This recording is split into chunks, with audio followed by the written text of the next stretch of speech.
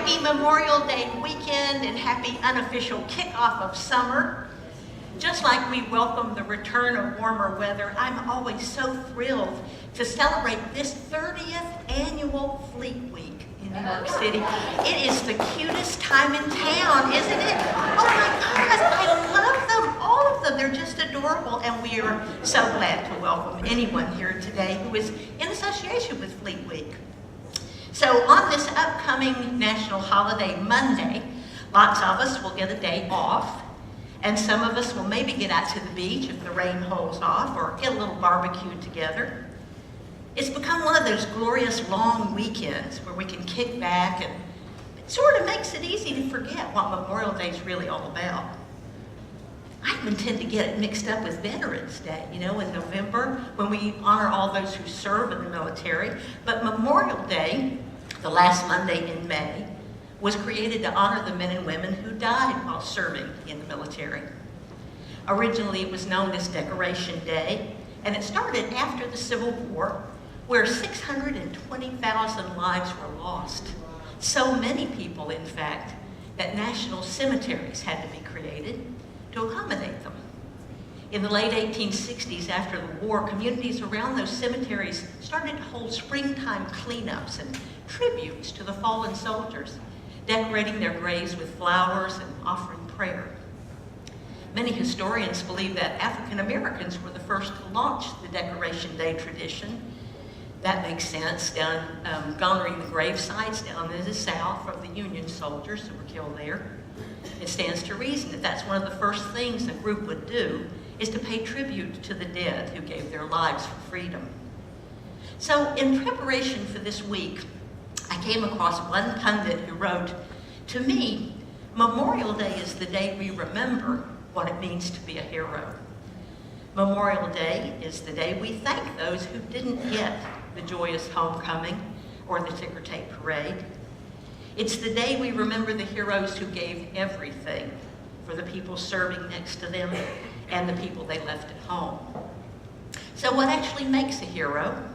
Well, a general definition is the willingness to make a personal sacrifice for the benefit of others. I guess I'm feeling kind of compelled to talk about heroes today because I think we might need to look a little harder to spot them. A good hero is hard to find outside of a movie screen or outside of a comic book. But in our time together today, maybe we'll discover there's a few more around, maybe even sitting right beside you.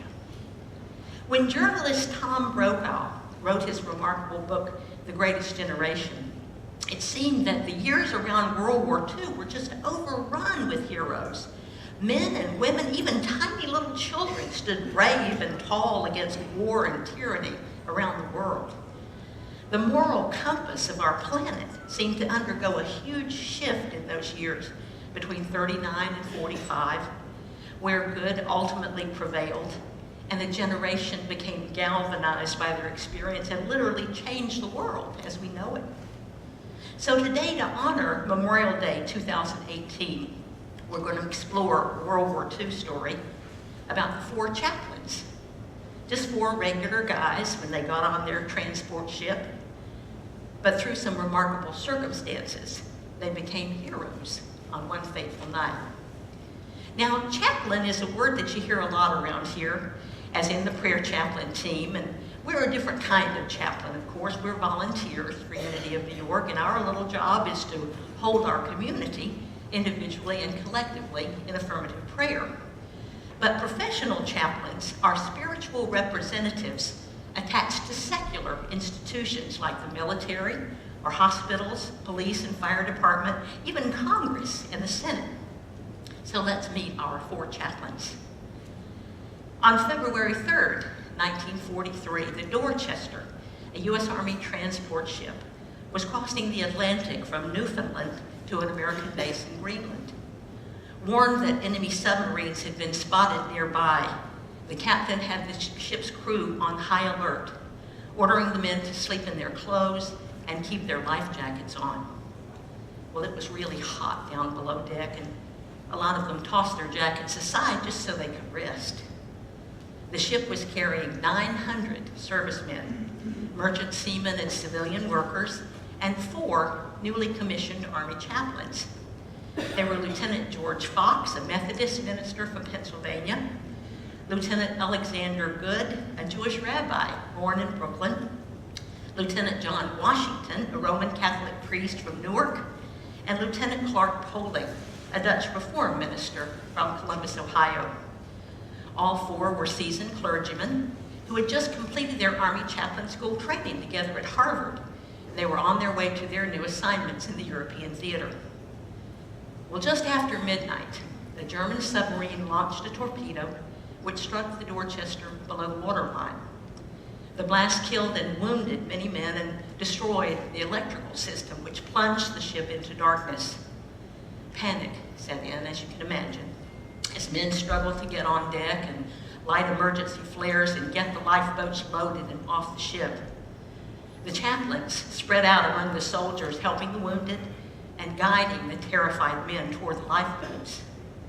Once topside, the chaplains opened a storage locker and began distributing life jackets.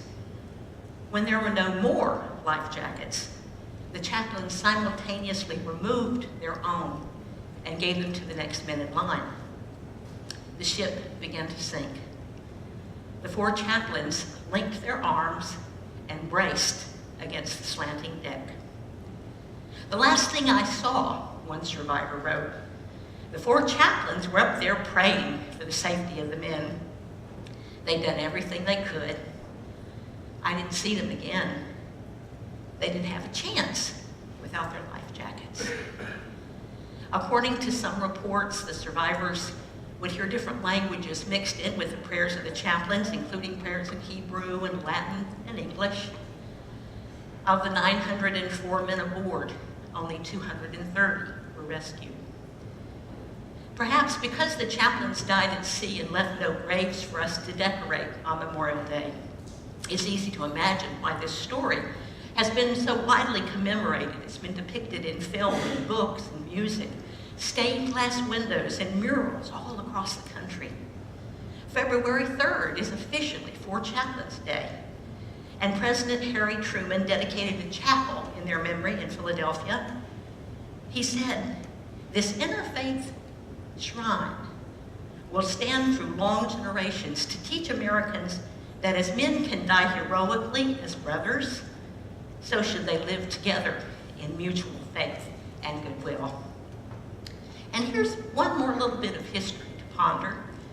Just before boarding the Dorchester back in late January, Chaplain Poling asked his dad, who was also a minister, to pray for him. "Not for my safe return," he said. "That wouldn't be fair. Just pray that I shall do my duty. Just pray that I shall be adequate." Wow. Just pray that I shall be adequate. Take that in for just a moment. Our 4 chaplain heroes were men of God, no doubt, who were as well prepared as they possibly could be, and they were certainly prayed up on that dark and terrible night. But that humble prayer request, just pray that I shall be adequate. This was from a man who certainly knew God, and yet he felt self-doubt and his humanness to the core. It's a little startling to imagine that under their service uniforms and their chaplain insignias, that these 4 heroes really, just like us, like you and me, all with the same challenges and shortcomings that we all have, everyday heroes propelled by circumstance, ordinary people who made themselves extraordinary. Now, some of us might believe that spiritual leaders need to be superheroes. Well, forget that. I mean, just look at Moses. The Bible tells us that he was terrified and could not have been less confident about getting those people out of Egypt. However, he prayed and he listened deeply to God within, and he had the faith to follow that wisdom. He doubted himself, and he even doubted the voice of God on occasion, yet he kept at it, praying and listening. We all have the courage and faith to embody heroic behaviors. Never forget that the noble qualities we recognize in others are the qualities we already have within ourselves. Unity minister Eric Butterworth offers a fascinating little insight into his definition of a hero. He wrote, "Why do we look up to certain folks as a hero? I think we might be surprised to discover that it's not always because of what a person can do or say or what they've created, but more likely the reason is much more subtle. It's because you have responded positively to their poise, to their emotional control. This is a person who, when faced with matters requiring quick action or decisiveness, remains calm and unhurried and unruffled. It's a person who doesn't waste their energy on emotional tantrums, so their mind is free to think creatively and clearly." Now, to me, Mr. Butterworth is describing the calmness and peace that only spirit can bring, the deep inner knowing that is inherently ours as children of God. The four chaplains had to remain calm in the midst of chaos. This was a time to act without a flicker of drama or distraction.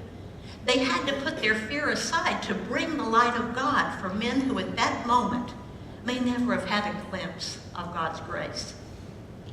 Something about that image of the chaplains standing together on the deck just grabs my heart, with their arms linked physically and metaphorically, drawing courage from a divine source and from each other in that moment. I believe that as they stood together, they knew beyond a shadow of a doubt that they were safe in God. One God. Not a Catholic or a Christian or a Jewish God, but one God of every man and woman.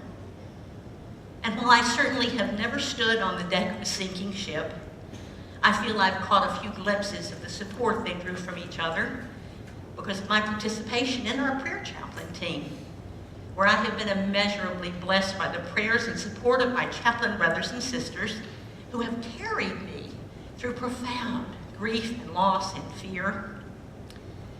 So, if such regular guys like our four chaplains, everyday heroes such as these, can overcome their terror in a moment like this, what is keeping all of us here today from stepping up as well? Unity minister Linda Martella Whitsitt, in her newest book, Divine Audacity, we're just starting that down in the quest downstairs, gave us some really inspiring words to think about today. She writes, "When I know that I am one with God, I am able to boldly express the highest principles in the middle of everyday situations. I champion the goodness in myself and in each person I encounter. I dare to ignore the way things are and what cannot be done, bringing about the seemingly impossible. I disregard appearances to hold a vision of what can be so steadily that it must manifest. I believe in the inherent goodness of all people." You don't have to be a superhero or a superstar or a super anything. We only have to tune into our essential goodness, or godness, as Linda writes, and follow its lead in all things. Divine audacity, or being an everyday hero, is not reserved for life or death situations or only religious matters. It's relevant to the nitty-gritty situations we face every day. Courage means to take something to heart, where our deepest inner strength is found. The more deeply we feel that we are one with divine love, the more fearless we become. We no longer allow fear to guide our lives when we follow the inner guidance of our soul. Now, believe it or not, the Greater Good Foundation out at UC Berkeley is actually in the midst of a survey about what makes a hero. Now, it could be that heroes have more compassion or empathy, or maybe there's like this mysterious hero gene. They don't really know yet. They define heroism as 4 components.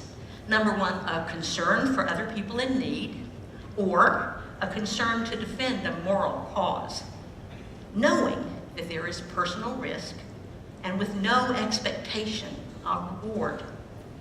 In their survey of 4,000 Americans, here's a couple of things they found. 1 in 5 of those surveyed qualified as heroes by the definition above. 1/3 of the heroes identified volunteered frequently, some up to 59 hours a week. Males reported doing more acts of heroism than females. Now, some of the folks believe that this is because women tend not to regard a lot of their heroic actions as heroic. I think we tend to feel it's just what we're supposed to do for family or for a friend. African Americans were 8 times more likely than whites to qualify as heroes. And our personal history matters as well. Having survived a disaster or a personal trauma makes us 3 times more likely to be a hero. I love these last few lines from the Greater Good Study. They say, heroes circulate the life force of goodness in our veins. Every person's pulse is a part of humanity's heartbeat. And what the world needs now is more heroes like you. So are you ready to claim your title as an everyday hero today? Are you ready to shine your light of love and do whatever God is guiding you to do? Are you ready to think deeply and pray for guidance for the next important steps we must take as individuals and as a nation? Are we ready as a community to link our arms and hearts and join with each other to know the truth, that we too can readjust the moral compass and change our world? Heroes inspire all of us to face our own challenges and follow our hearts to new places and new goals. Each of us is just a hero waiting to appear if we listen to the call to action and accept the challenges before us. Whether we're asked to rearrange our life to accommodate an aging parent or an ill partner, or leave a stable, lucrative job to pursue a lifelong dream, Spirit will support us to take the plunge. Many years ago, as the AIDS epidemic first began to rage across Africa, a little boy named Nkosi Johnson offered some very simple guidelines to inspire others to help in the AIDS crisis. He said, do all you can with what you have, in the time you have, in the place you are. And that, my friends, is a hero. And so it is. Amen.